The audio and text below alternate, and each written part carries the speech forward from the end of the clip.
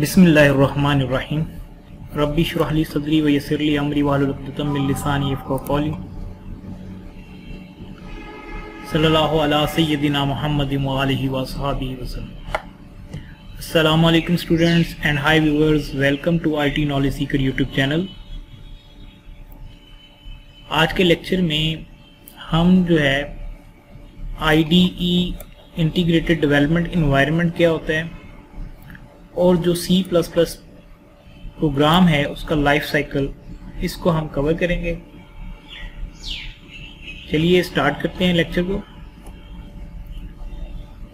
IDE stand for integrated development environment. IDE क्या है? एक सॉफ्टवेयर है जो कि प्रोग्रामर को फैसिलिटेट करता है कि प्रोग्रामर उसमें सोर्स कोड को लिख सके, सोर्स कोड को डिबग कर सके। डिबग मीन कि अब जब भी हम कोई प्रोग्राम लिखते हैं तो उस प्रोग्राम में मुख्तलिफ नौइयत के एरर आ सकते हैं, तो debug mean the process to find and remove an error from the programme.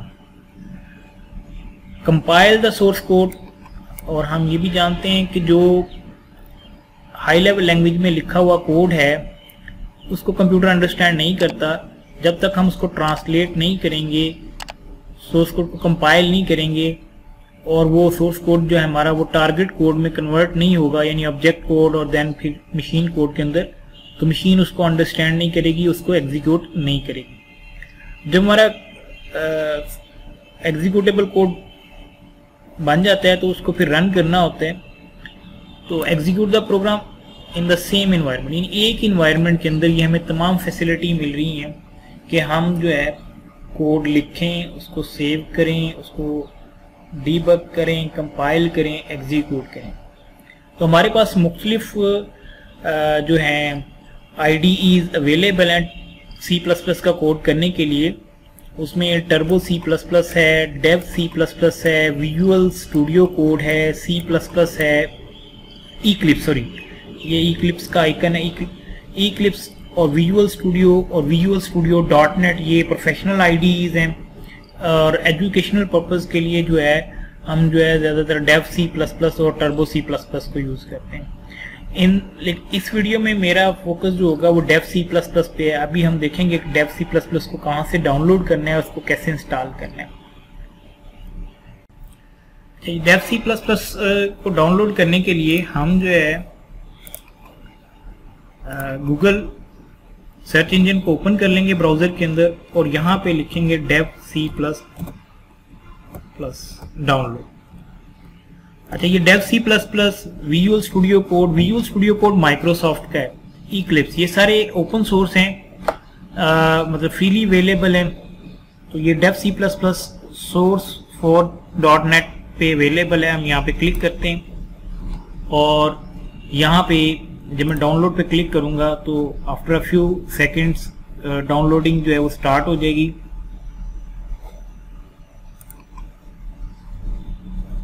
ये देखें डाउनलोडिंग फाइल जो है वो स्टार्ट हो गई है। इस वक्त जो डेव C++ का 5.11 वर्जन जो है वो डाउनलोड हो रहा है।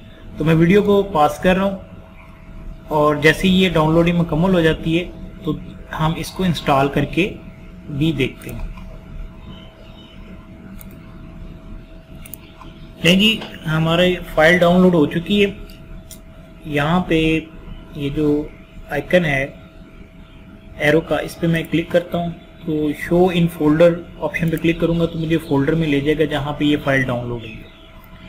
इसको मैं यहाँ से कॉपी करके अपने सॉफ्टवेयर में भी रख लेता हूँ ताकि फ्यूचर में भी अगर मुझे ज़रूरत पड़े तो ये मेरे पास जो सेटअप फाइल अवेलेबल। अब मैंने इस पर डबल क्लिक करना है तो डेव C++ की इंस्टॉलेशन इंस्टॉल हो जाएगी। यस पे मैंने क्लिक किया है, फाइलें जो है वो उसको एक्सट्रैक्ट कर रहे हैं और उसके बाद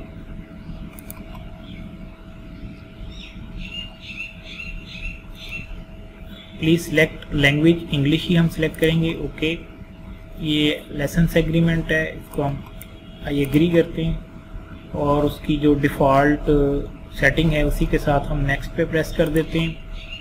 ये हम अगर हम सी पे नहीं इंस्टॉल करना चाहें सी में अगर मेमोरी इतनी नहीं है, वैसे तो 346 MB रिक्वायर्ड है सिर्फ इसके लिए, तो आप इसकी ड्राइव भी चेंज कर सकते हैं ब्राउज से, लेकिन यही हम इसी डिफ़ॉल्ट लोकेशन पे इसको इंस्टॉल करते हैं।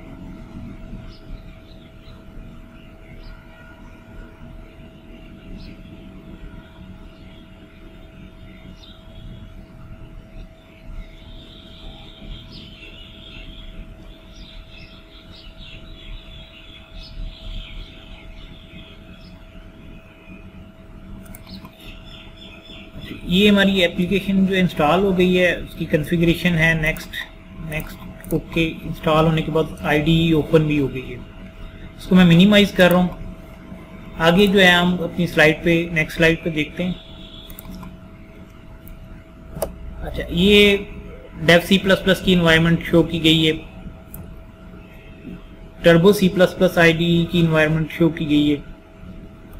ठीक है, आगे देखते हैं C++ प्रोग्राम लाइफ साइकिल।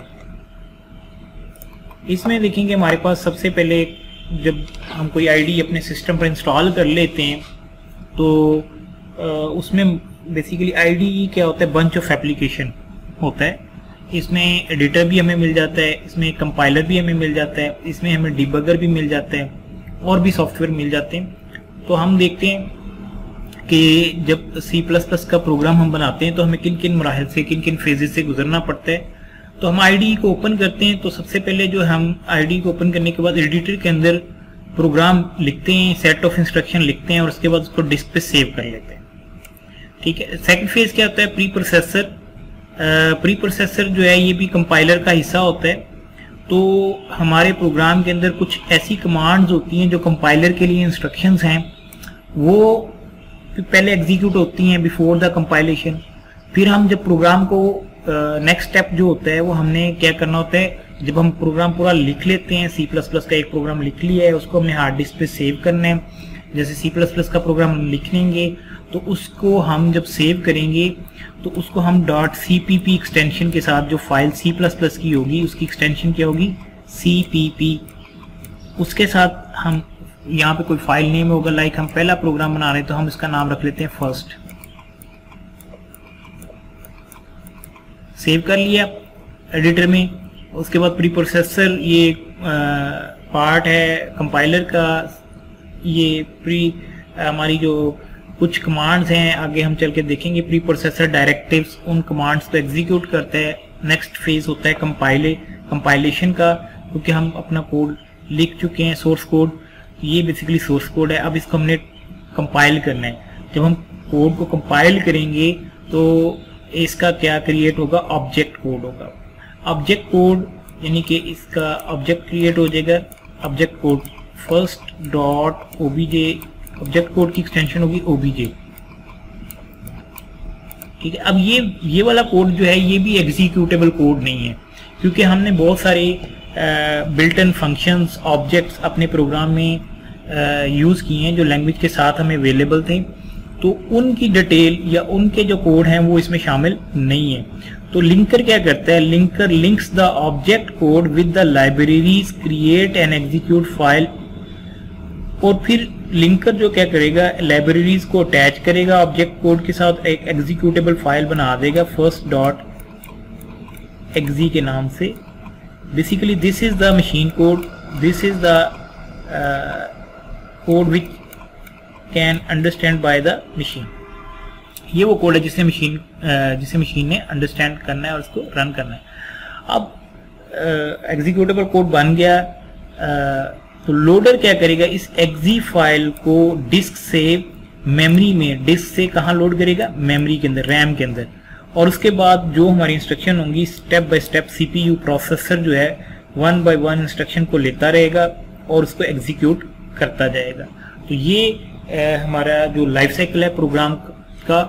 तो इसको हम ज़रा आगे थोड़ा सा इसका रिव्यू भी देख लेते हैं। एडिटर में क्या करते हैं हम, right source code in an IDE and save it with extension .cpp, VI and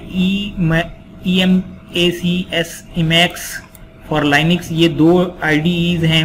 Linux के लिए Eclipse है, dev C++ है, Microsoft Visual Studio है और टर्बो सी प्लस प्लस, ये विंडो के लिए आईडीज है। हमने अभी इसमें से जो है सी प्लस प्लस से कोड के लिए Dev C plus plus select किए। उसके बाद preprocessor in C plus plus, C और सी प्लस प्लस लैंग्वेज के अंदर preprocessor program execute automatically before the compilers translation phase began. जब हम कंपाइलेशन का प्रोसेस स्टार्ट करने जाते हैं उससे पहले ये प्री प्रोसेसर प्रोग्राम जो है वो एक्टिवेट होगा, और ये कुछ कमांड्स हैं, प्री प्रोसेसर डायरेक्टिव्स हैं जो प्रोग्राम के अंदर हम शुरू में लिखते हैं, उनको परफॉर्म करेगा। इसको हम प्री प्रोसेसर के ऊपर नेक्स्ट लेक्चर में बड़ी डिटेल से इसको कवर करेंगे। These manipulations usually consist of including other file in the file to be compiled and performing various text replacement.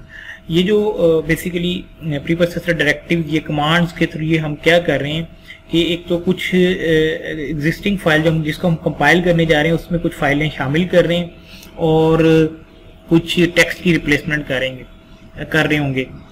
ये टेक्स्ट की रिप्लेसमेंट जो होगी वो हमारे सोर्स कोड में नहीं होगी, ऑब्जेक्ट कोड के अंदर होगी। Compilation check the syntax of the whole program, कि जब हम प्रोग्राम को कंपाइल करने जाएंगे सोर्स कोड जो लिखा है उसको चेक किया जाएगा कि उसमें कोई ग्रामेटिकल मिस्टेक तो नहीं, कोई सिंटैक्स की मिस्टेक तो नहीं।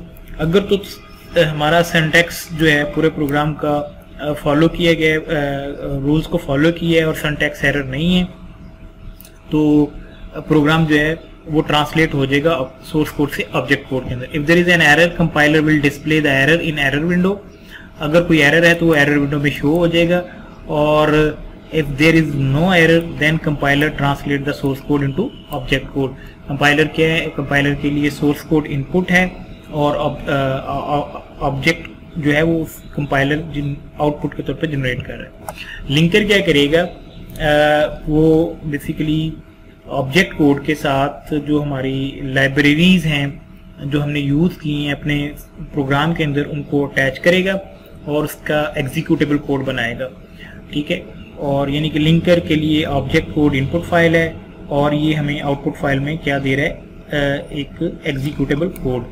ठीक है, उसके बाद हम लोडिंग में क्या है कि जो एग्जीक्यूटेबल कोड है इसको लोडर, जैसे लिंकर सॉफ्टवेयर है, लोडर भी एक सॉफ्टवेयर है, आईडी का पार्ट है जो क्या करेगा, एग्जी फाइल को before a program can be executed the program must first be place in memory, कि वो जो एग्जी फाइल है उसको मेमोरी डिस्क से मेमोरी में लोड किया जाएगा। This is done by the loader which take executable image from disk and transfer it to memory. Execution, finally the computer under the control of its CPU execute the program one instruction at a time, एक instruction एक वक्त में वो CPU है उसको perform करेगा। ये हमारा प्रोग्राम लाइफ साइकिल था और हम क्या करते हैं कि एक छोटा सा कोड लिखते हैं क्विकली और उसको भी डेव सी प्लस प्लस के अंदर ये सारे लाइफ साइकिल्स को देख लेते हैं। ये सोर्स हमने फाइल जो है ओपन की, इसमें हैश इंक्लूड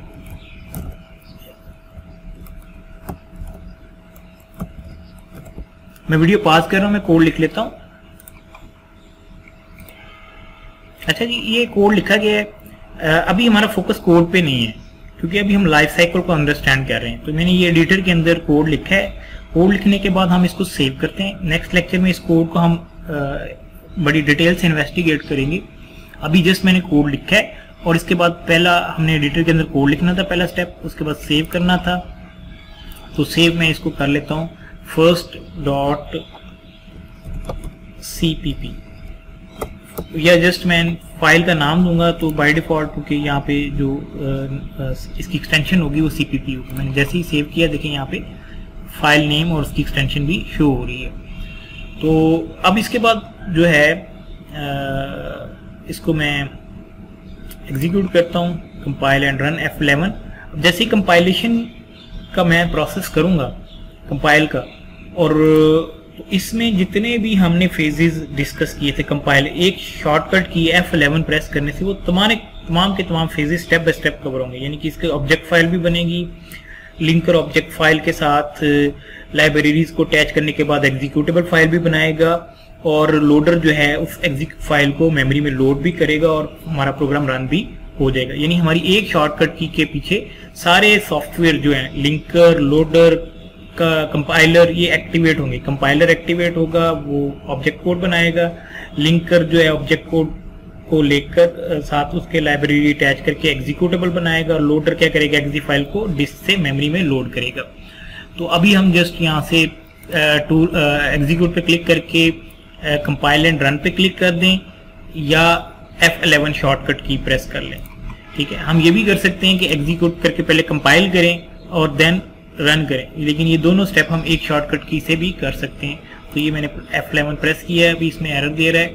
इसमें एक स्टेटमेंट में मैंने मिस कर दी थी क्योंकि नेक्स्ट में हमने इसको डिस्कस करना है, इसलिए मैं यहाँ भी कोड को डिस्कस नहीं कर रहा। तो हम इसको कंपाइल एंड रन करते हैं और उसके बाद जो हमारे प्रोग्राम है उसकी जो आउटपुट आ गई। तो बैकएंड पे एक शॉर्टकट की के सारे फेजेस चले हैं। कंपाइलेशन का प्रोसेस भी हुआ है, लिंकिंग का प्रोसेस भी हुआ है, लोडिंग का प्रोसेस भी हुआ है। अब इनकी जो फाइल्स हैं जहाँ पे devC++ इंस्टॉल है, हम अगर उसको जाके सर्च करेंगे तो वहाँ पे हमें ऑब्जेक्ट फाइल भी मिल जाएगी और एक्जी फाइल भी इसकी मिल जाएगी। ठीक है जी, आज के लिए इतना ही, मिलते हैं नेक्स्ट लेक्चर में। अल्लाह हाफिज़।